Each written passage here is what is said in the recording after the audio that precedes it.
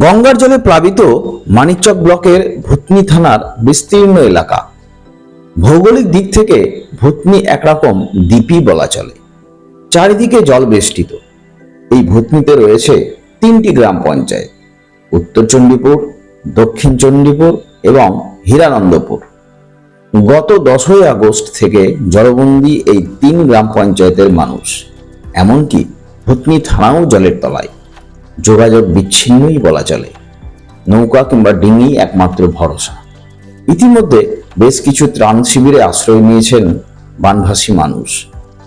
বানভাসী মানুষদের করুণ পরিস্থিতি দেখে এলেন আমাদের প্রতিনিধি রেজাউল করিম।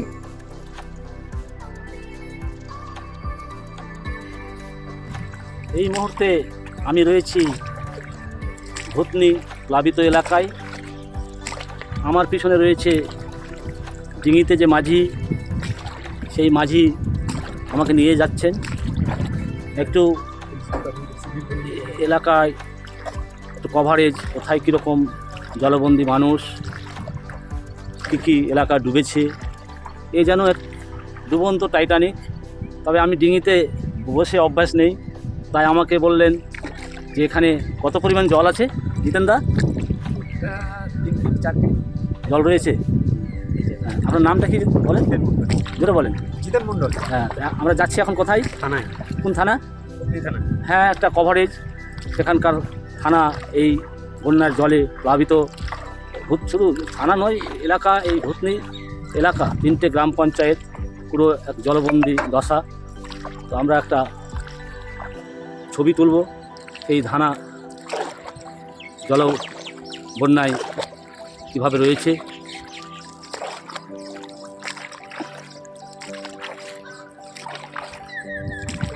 কেন এই গেঞ্জি জিতেন দা, কেন আমি এই শার্ট খুলে এলাম বা কি একটু বলেন তো? জামাটা অসুবিধা হবে না, কারণ বেশি জল হয়ে গেলে অসুবিধা আছে। জামাটা আমার সব ভিজে যাবে। মানে ডিঙি ডুবে যেতে পারে? হ্যাঁ, ডুবে যেতেও পারে। যদি মানে কি জন্য, আমি কি নতুন তাই? হ্যাঁ, অভ্যাস যদি না থাকে তাহলে ডুবে যেতে পারে। তাই আমরা কি করলাম, আমি জামাটা খুললেন, প্যান্ট খুললেন, রেখে তারপরে রওনা দিলাম আমরা নৌকাতে, যেন সেফটি ভাবে থাকতে পারি।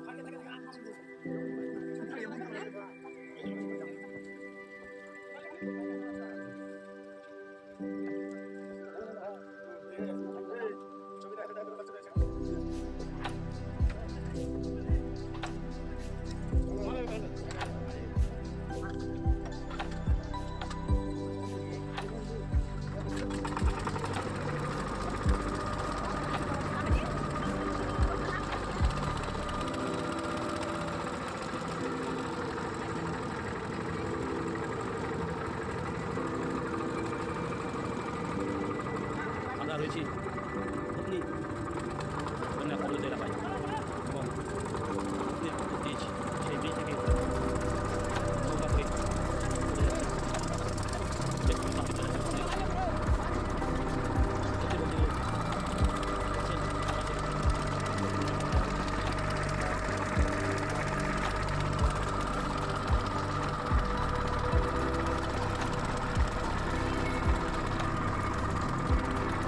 আমরা ভূষণীর বাসিন্দা, হিরানন্দপুর, উত্তর চণ্ডীপুর, দক্ষিণ চণ্ডীপুর পুরো গ্রাম আমাদের জলে তলায় ডুবে গেছে।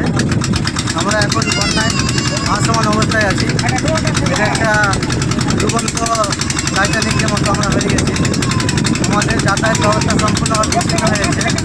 আমাদের ব্যারিজ যাওয়ার কোনো ব্যবস্থা নেই, নৌকা পাচ্ছি না। নৌকা ভাড়ায় নৌকা যাচ্ছি তো 50 টাকা করে দিচ্ছে, টাকা পয়সা নেই, খাওয়া দাওয়া নেই, উপবাস করে থাকতে হচ্ছে। আমাদের বাসের উপরে বাড়ি করে থাকতে হচ্ছে, আমাদের পূজা করে থাকতে হচ্ছে। অনেক অসুবিধায় সরকার আমাদের কোনো ব্যবস্থা করেনি। সরকার বলছে যে সবই ব্যবস্থা করছে, কিন্তু আমাদের কাছে কিছু চাইছে না। বন্যা ঘোষণা করছে না, বন্যা ঘটনা করছে না এখনো পর্যন্ত। ফ্লাড ঘোষণা করছে না, এত পুরো ভেসে গেছে তো ফ্লাড বুঝতে পারছি না যে সরকার আমাদের কী বোঝাতে চাইছে বা কী করতে চাইছে, আমাদের নিয়ে খেলা করছে মনে হচ্ছে আমাদের সাথে। মানে 3টা অঞ্চলের লোক আছে। কালকে 11,000 তারে একটা মানুষ মারা গেছে, পরশুদিন সাপে কেটে দক্ষিণ দিনাজপুরে মারা গেছে। আমাদের যা অবস্থা এখন নাজেহাল। চালানো হচ্ছে না, মাটি দেওয়া হচ্ছে না, কোথায় কোথায় কোথায় নিয়ে যাবে মরে যাচ্ছে মানুষ। আমাদের সাথে প্রতারণা করা হচ্ছে। জল এখন ভুতনির জল কমার কথা নেই, ভুতনিতে জল বাড়ছে। নদীর জলটা কমছে, কিন্তু ভুতনির মধ্যে জল প্রবেশ করছে, জল কিন্তু ঢুকে আছে। এটা 1998-এ হয়েছিল একবার বন্যা, আর এই 2024-এ দেখা দিল, 26 বছর পরে। হ্যাঁ, পাট তো সম্পূর্ণভাবে একদম নষ্ট হয়ে গেছে, পুরো মানে একটাও পাট কেউ উঠাতে পারেনি। ধান তো পুরোপুরি নষ্ট, ধান পাট যা ফসল ছিল সবই নষ্ট, ভুট্টা সবই জলের তলায় মিশে গেছে। মানে কৃষকরা অনেক ক্ষয়ক্ষতির ওপরে, আমরা অনেক ক্ষয়ক্ষতির ওপরে এখন চলছি। কী করে যে আমরা সামলাবো নিজেকে বুঝতে পারছি। নাম পরিচয়? আমার নাম চন্দন মণ্ডল, হিরানন্দপুর আমাদের হিরানন্দ পঞ্চায়েতের বাসিন্দা। আমাদের 3টা পঞ্চায়েতেই প্রবল বন্যা। মানে একটা মানুষ কষ্টের মধ্যে যেমন রয়েছে, প্রশাসনও দাঁড়াচ্ছে। তো এই মুহূর্তে পরিস্থিতি কেমন রয়েছে, কীভাবে সমস্ত কিছুটা মোকাবিলা করছে প্রশাসন? প্রশাসন হার্ড অ্যান্ড সোল তারা পরিশ্রম করছে। শাসনের সঙ্গে আমার যে সমস্ত মেম্বাররা আছেন তারাও পূর্ণ সহযোগিতার হাত বাড়িয়েছেন, সকলেই কাজ করছেন। এবং যা যা দরকার আছে, এই বন্যার প্রথম দিন থেকে জলটা আস্তে আস্তে ডুবেছে, তো সমস্ত রকম ইনিশিয়েটিভ নেওয়া হয়েছে। আমাদের প্রায় 23টা ফ্লাড সেন্টার তৈরি করা হয়েছে, সেখানে মানুষ এখন উঠেছে। এছাড়া আমাদের 33,000 টার্পোলিন আমাদের দেওয়া হয়েছে ইতিমধ্যে 3টে অঞ্চলে, এবং আমরা 184 কুইন্টাল মতন চাল, ডাল, আরও কী কী বিভিন্ন ডাল কত কুইন্টাল দেওয়া গেছে। তাছাড়া আমাদের এখানে 68,000 মতন খাবার, ড্রাই ফ্রুট তাদের কাছে দেওয়া গেছে, বেবি ফুড দেওয়া গেছে, এবং গবাদি পশুদের খাওয়ার জন্য সমস্ত প্রতিটা ক্রপটাও তাদেরকে এখানে পৌঁছে দেওয়া গেছে। তার মতো এখন যা অবস্থা, একদিকে ফুলহার আর একদিকে গঙ্গা, মাঝখানে হচ্ছে একটা দিক ভর্তিতে। ভর্তি ছাড়া মানিকচক এবং গোপাল এই দুটো জায়গাতে প্রচুর বন্যা হয়েছে, 10টা করে ভূতে ডেকেট আছে। ফলে সেদিকটাও আমাদের লক্ষ্য রেখে মোট মানিকচক বিধানসভা ক্ষেত্রে 5টা বুথে এই অবস্থা আছে। এখন আমাদের ইরিগেশন ডিপার্টমেন্ট পুরো চেষ্টা করেছেন, যে কোনো কারণে গঙ্গার সাথে লড়াই করে, প্রকৃতির সঙ্গে তো লড়াই করে পারেননি, কিন্তু তারপরেও এরপরে যখন আমাদের এই শুকনা মৌসুমে কাজ হবে, বন্যা কবলিত এলাকার মানুষের জন্য আমি সমস্ত মালদা জেলার মানুষকে বলবো, আসুন আমাদের পাশে দাঁড়ান, মানুষের পাশে দাঁড়ান। এই হচ্ছে মূলত কথা। আর যেটা হচ্ছে যে সমস্ত রকমভাবে আমরা দলমত নির্বিশেষে, জাতি মত নির্বিশেষে আমরা সবাইকে নিয়ে আমরা কাজ করছি, এবং সবাই সুন্দরভাবে ত্রাণ ডিস্ট্রিবিউশন করছি। বুঝলি স্যার, এই অনেকদিন পর, প্রায় বলা যায় যে 98 সালের পর এই বন্যার প্রকোপে পড়লো। তো এই বন্যাটা মানে কি কেন হলো, এটা কি মনে হচ্ছে? বন্যা কেন হবে? গঙ্গার সাথে সবার সাথে লড়াই করা যায়, আগুন আর জলের সাথে কেউ লড়াই করে পারে না। যেটা বাঁধ আমরা লাস্ট দিয়েছিলাম, সেই বাঁধটা মানে যেহেতু কোশি নদীটা খুব প্রচণ্ড পরিমাণে ভাঙছে, এবং কোশি নদীর কারণে আমার এই বাঁধটা বসে গেল। হয়ে যাওয়ার পরে আমরা প্রোটেকশন দেওয়া সত্ত্বেও রাতের মধ্যে তল দিয়ে জলটা ঢুকে গেল। তাছাড়া বন্যা কবলিত এলাকায় মানুষ পড়লো। এই মুহূর্তে কত মানুষ এখন দুর্ভোগের কবল পড়েছে? বললাম তো 67,000 মানুষ দুর্ভোগের মধ্যে এখন আছে। আর এরা রুট স্তরে যে ত্রাণ দেওয়া হচ্ছে, তারা কি রুট স্তরে কি সবাই ত্রাণটা পাচ্ছে? এটা কি মানে এটা সেটা আপনি সমন্বয়? সার্ভে করে বলুন তাহলে আরও বেশি আমরা পৌঁছে দেবো মানুষ। আমাদের সরকার প্রত্যেকটা বুথ লেভেল স্তরে, পঞ্চায়েত লেভেলে, গ্রাম পঞ্চায়েত লেভেলে, প্রধান লেভেলে থেকে শুরু করে, তাছাড়াও সাধারণ প্রত্যেকটা পঞ্চায়েতে একটা করে সরকারি আধিকারিক আছে, ত্রাণ ঠিকঠাক পৌঁছাচ্ছে কিনা, সুন্দরভাবে ত্রাণ ডিস্ট্রিবিউশন হচ্ছে। আমি আজকে যেমন ঘুরলাম, কিছু কিছু জায়গায় এরকম একটা হচ্ছে যে কোন জায়গায় ঘুরলেন আপনি বলুন না? আমি উত্তর চণ্ডীপুর ঘুরলাম, তারপর আপনার কি যে এই দিকটাই গেলাম, যে কি ঢাব আছে একটা, ওই দিকটা, তিনতলা ঢাব। হ্যাঁ যেতে ওখানে পারেন, জল ওগুলোতে ঢুকে গেছে। ছাদে যারা আছে তারা অনেকেই কিন্তু একটা করছে, বলুন বলছে। না কি করছে ওরা? অভিযোগ ওরা করছে যে আমরা অনেক তিরপালটা পেয়েছি কিন্তু যারা খাবার টাবার পাচ্ছে না, এরকম শুনে একটা বলছে। খাবার আমরা রান্না করে দেওয়া হচ্ছে, 10,000 পরিবারকে খাওয়ানো হচ্ছে ওখানে, মানুষ ডেলি দুবেলা। তারপরে খাবার যাচ্ছে, যোগাযোগ ব্যবস্থা বিচ্ছিন্ন হয়ে যাচ্ছে। নৌকা পুলিনটোলা ঢাবে ছিল না, আমরা নৌকার ব্যবস্থা করে দিয়েছি, এটা ওরা বলুক। এবং তারা দালান বাড়ির ছাদে আছে, অনেক বাড়ি আছে দালান বাড়ি ছাড়া, যাদের টিনের চালার ওপর দিয়ে, টালির চালার ওপর দিয়ে জল যাচ্ছে, সেসব মানুষগুলো কী করবে? প্রশাসন নৌকা কতগুলো দিয়েছে ম্যাডাম?